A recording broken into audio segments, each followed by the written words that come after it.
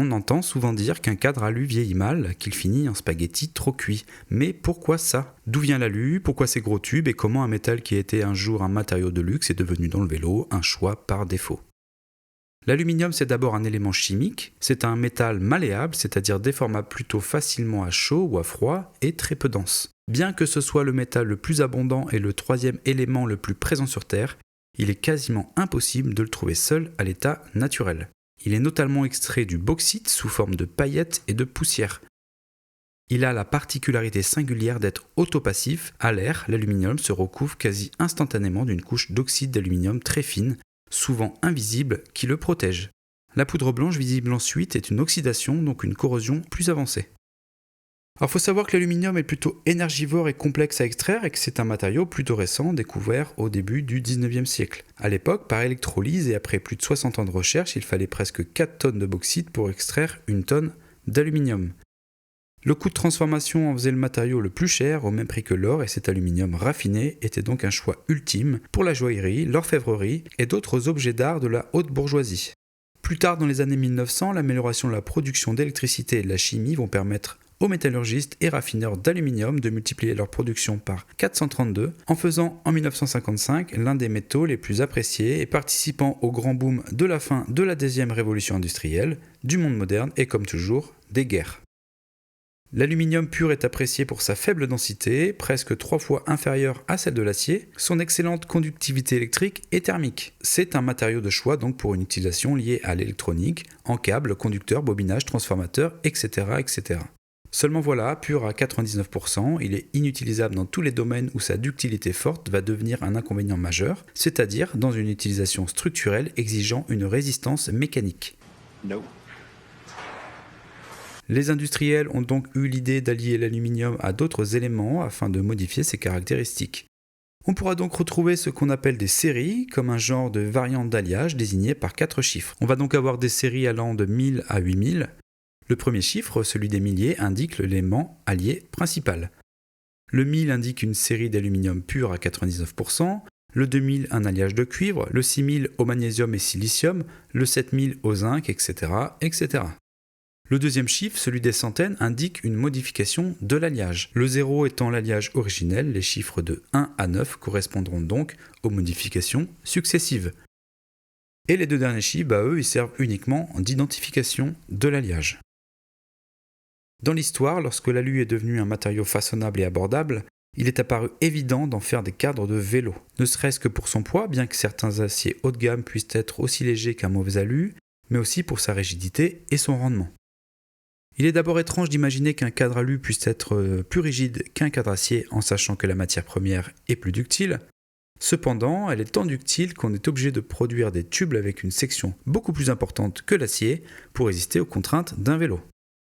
Les premiers vélos en alu étaient produits en aluminium 2024 sous l'appellation Duralium. On utilisait des tubes droits emmanchés de diamètre assez fin en compensant par une section assez forte.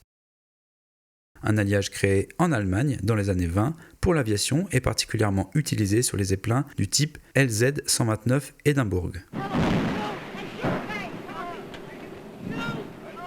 Et fin des années 90 est apparu l'hydroformage dans l'industrie aérospatiale. C'est un procédé de fabrication permettant de déformer plastiquement une pièce et dans le cas d'un vélo, un tube. Il suffit de placer dans un moule prévu par les designers du cadre, d'y injecter un fluide à haute pression et ainsi de le déformer.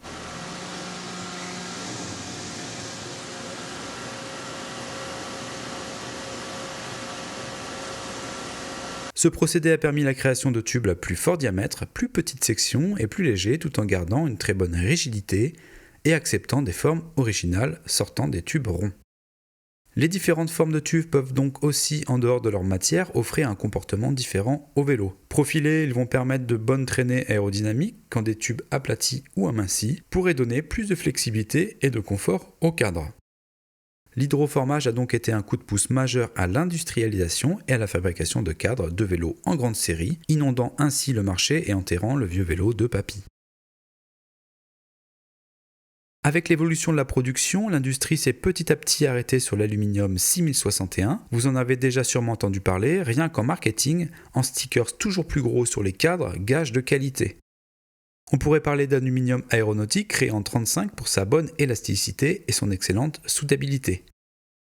Les autres alus connus dans le vélo, 7005 et 7075, bien qu'utilisés aussi pour le façonnage de cadres et bien plus utilisés dans la construction de périphériques, comme les potences, cintres ou manivelles pour sa grande rigidité et sa résistance extrême. On dit aujourd'hui qu'on a de l'acier basique pour les vélos à tout faire entrée de gamme et de l'acier plus performant pour des vélos plus haut de gamme dans une catégorie à cheval entre le vélo de voyage, le gravel et le vélo taf. On dit que le carbone est presque réservé à une sorte d'élite, élite financière ou juste compétitive en route ou en VTT. Mais alors quid de l'aluminium? Comment se place-t-il dans le spectre du vélo actuel? Éternel débat de positionner ce matériau qui intrinsèquement sera plus lourd que du carbone et moins efficace pour atténuer les vibrations sur bitume au risque de fatiguer nos articulations sur de grandes sorties. L'aluminium serait donc un choix par défaut pragmatique, à la recherche d'un compromis entre poids et prix, plus que pour ses performances ou son confort. N'oserais-je pourquoi pas dire carrément le choix du débutant ou du cycliste, VTTiste, graveliste, amateur ou occasionnel. L'aluminium est aussi reconnu pour sa durabilité, sa résistance à l'impact et au choc. Il n'est pas rare de voir des compétiteurs en DH, vainqueurs même en VTT aluminium. Une chose et non des moindres, à l'heure où certains vélos deviennent un produit de consommation jetable, l'aluminium est recyclable à l'infini. Vous avez déjà sûrement tous entendu qu'un cadre de vélo en alu vieilli, durci, ramolli, change, perd en rendement, en confort, en efficacité ou que sais-je encore. Un serpent de mer, un fantasme, jamais personne n'est d'accord sur le pourquoi ni le comment, à part le fait de racheter un nouveau vélo, merci pour les fabricants et le commerce. Cependant, la fatigue d'un matériau existe, aussi discrète que possible, lors d'efforts répétés sur un point donné précis, modifiant les propriétés de l'alliage. Si les structures moléculaires changent, cela mène fatalement à ce qu'on appelle l'initiation, c'est-à-dire à une microfissure, puis la propagation d'une fissure et enfin une rupture. Et sur un vélo, quelle que soit la matière, les points de fissure et de rupture sont quasiment exclusivement au niveau des soudures et très rarement au milieu des tubes. Alors ouais, une soudure aluminium aura une durabilité bien plus faible qu'un acier à gamme équivalente, tant que l'utilisateur reste dans les plages d'utilisation du vélo. C'est un fait, leurs plages d'élasticité n'étant pas les mêmes. Sur un vélo, chaque coup de pédale est un effort sur le cadre.